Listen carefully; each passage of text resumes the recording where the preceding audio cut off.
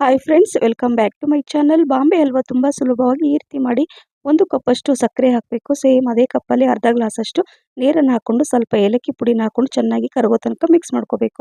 7 ಸ್ಪೂನಷ್ಟು ಕಾರ್ನ್ ಫ್ಲೋರನ್ನು ಹಾಕಿ ಅರ್ಧ ಗ್ಲಾಸಷ್ಟು ನೀರನ್ನು ಹಾಕಿ ಚೆನ್ನಾಗಿ ಮಿಕ್ಸ್ ಮಾಡಿಕೊಂಡು, ಈಗ ಇದನ್ನು ಈ ಸಿರಪ್ಪಲ್ಲಿ ಅಂದರೆ ಈ ಸಕ್ಕರೆ ಸಿರಪ್ಪಲ್ಲಿ ಕುದೀತಾ ಇರುವಾಗ ಹಾಕ್ಕೊಂಡು ಚೆನ್ನಾಗಿ ಮಿಕ್ಸ್ ಮಾಡಬೇಕು. 2 ಟೀ ಸ್ಪೂನಷ್ಟು ತುಪ್ಪ ಹಾಕ್ಕೊಂಡು ಚೆನ್ನಾಗಿ ಮಿಕ್ಸ್ ಮಾಡಬೇಕು.